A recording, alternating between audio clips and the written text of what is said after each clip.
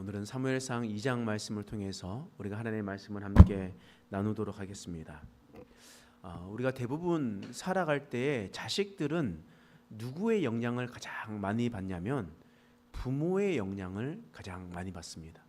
처음에 자라날 때 부모가 어떻게 행동하느냐에 따라서 자식의 삶의 태도가 달라진다라는 겁니다. 오늘 본문의 말씀에도 그러한 사람들의 이야기가 나오고 있습니다. 오늘 본문의 말씀의 지리적 배경은 실로라는 곳입니다. 왜 실로냐면 이 여호수아가 정복 전쟁을 하고 난 다음에 하나님의 언약궤가 어디에 있었냐면 실로에 있었습니다.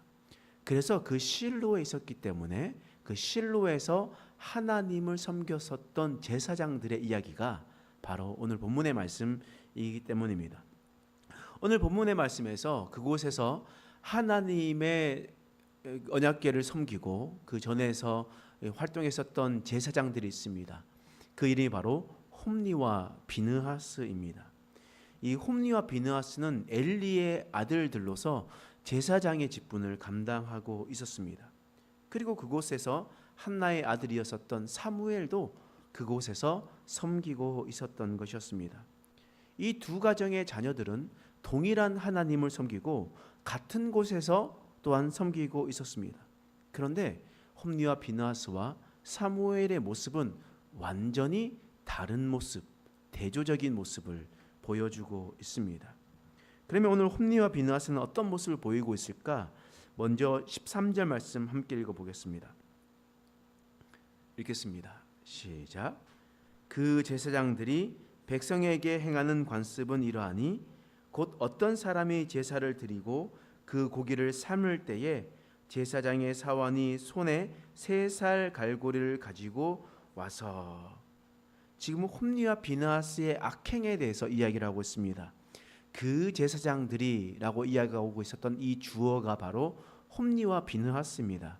이 홈니와 비느하스가 어떤 관습을 행했다라고 이야기하는데, 이 관습이라는 단어는 여러분도 잘 알고 있다시피 관습이라는 것은 한 번 행동하는 행동이 아닙니다. 오랫동안 내려왔고 그 구성원들이 널리 알고 있는 모습, 그 모습이 바로 관습이라는 겁니다. 따라서 이 홈니와 비느하스는 본문에 나와 있었던 이 행동을 단 한 번 행동했었던 것이 아니라 계속해서 오래전부터 해왔고 주위에 있는 모든 사람들도 그렇게 행동하는 것을 알고 있었다라는 겁니다. 사람들이 제물을 가지고 오면 제사를 드리고 나서 그 삶을 고기를 가져와라.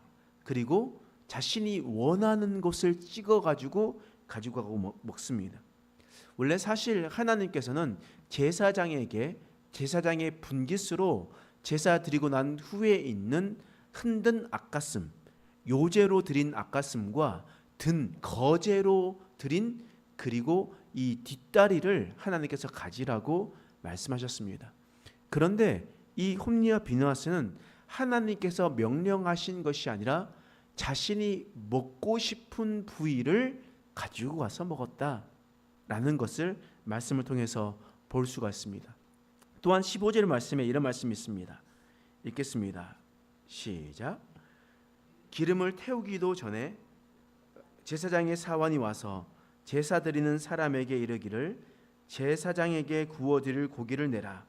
그가 내게 삶은 고기를 원하지 아니하고 날 것을 원하신다 하다가, 기름을 태우기도 전에라고 이야기하는 것은 이스라엘 백성들이 와서 그 짐승에게 안수하고 그 고기 그 짐승을 죽입니다. 그리고 이 껍질을 벗기고 그리고 난 다음에 그것을 하나님께 번제로 드리잖아요. 제사를 드리고 난 다음에 제사장은 그 나머지를 가지고 주님께서 주신 분깃을 가지고 가야 됩니다. 그런데 기름을 태우기도 전에 라고 이야기하는 것은 하나님께 제사를 드리기도 전에, 하나님께 드리기도 전에 자신이 먹고 싶었던 것을 먹는다는 겁니다. 이것은 어떤 거냐면 하나님에 대한 멸시였습니다. 하나님의 제사에 대한 멸시였다라는 거예요. 그리고 난 다음에 오늘 본문 말씀 22절에 보면 홈리와 비느하스는 회막에서 수종 드는 여인들과 동침하였다라고 성경은 분명하게 기록하고 있습니다. 하나님의 제사를 멸시했을 뿐만 아니라 회막에서 수종 드는 여인과 동침하는 등 하나님 앞에서 죄악을 서슴지 않는 그런 악한 사람들이었습니다. 하나님께서 이런 제사장들 홈리와 비느하스를 어떻게 평가하시냐면 17절 말씀에 이렇게 기록되어 있습니다.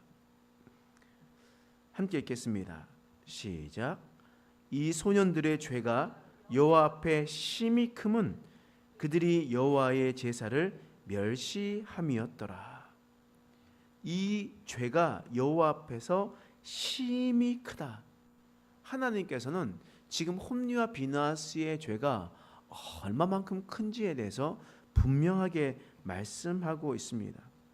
근데 이들이 오랫동안 성소에서 있었던 사람 아니겠습니까? 그런데 이 사람들이 왜 이렇게 되었을까? 이 사람들이 왜 이렇게 하나님의 제사를 멸시하면서 살아가고 있었을까? 우리는 생각하게 됩니다.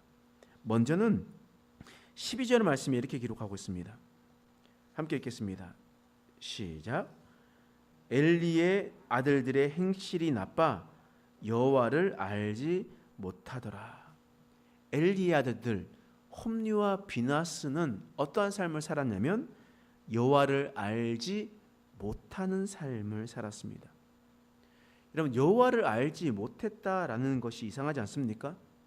엘리의 아들들이고 제사장들이었습니다. 엘리는 이스라엘을 대표하는 제사장이었고 또한 홈리와 비느하스도 마찬가지였습니다. 하나님 앞에 제사를 드리는 제사장이 여호와 하나님을 모른다라는 것이 말이나 되는 소리입니까? 여기서 근데 알지 못했다라는 것은 알다라는 것은 경험하다, 부부 관계를 맺다 이런 뜻으로 해석이 되거든요.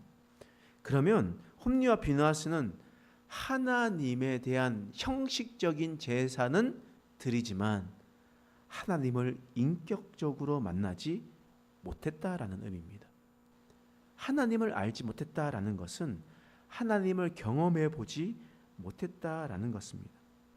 회막에 살았고 아버지가 제사장이었고 심지어 그도 제사장이었음에도 불구하고 하나님을 경험하지 못했던 사람들이었습니다.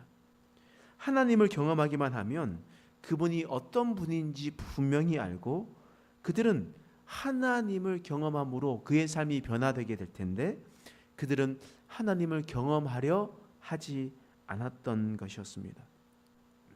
왜 하나님을 만나지 못하겠습니까? 그 이유는 또 분명하죠. 17절 말씀 다시 한번 읽어보겠습니다. 시작. 이 소년들의 죄가 여호와 앞에 심히 크면 그들이 여호와의 제사를 멸시함이었더라. 그들이 하나님을 경험하지 못했던 이유가 분명합니다. 여호와의 제사를 멸시함이었기 때문입니다. 멸시하다라는 뜻이 어떤 것이겠습니까? 멸시하다라는 것은 눈 아래 두다라는 뜻입니다.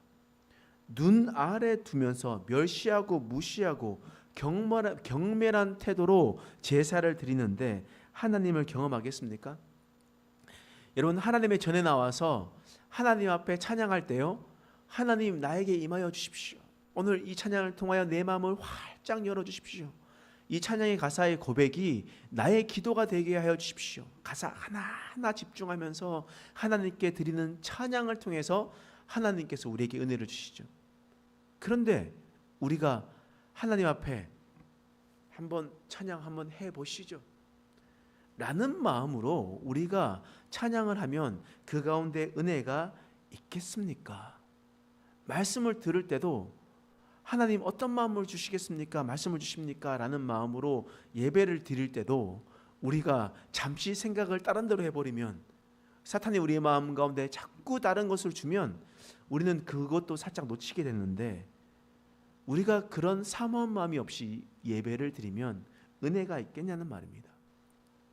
홈리와 비느하스는 예배를 멸시했습니다. 제사를 멸시했습니다. 그렇기 때문에 그는 하나님을 경험하지 못하는 삶을 살아가게 되었습니다.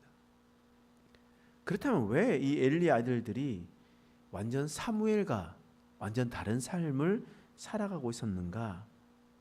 왜 그렇게 했습니까? 그 이유는 분명합니다.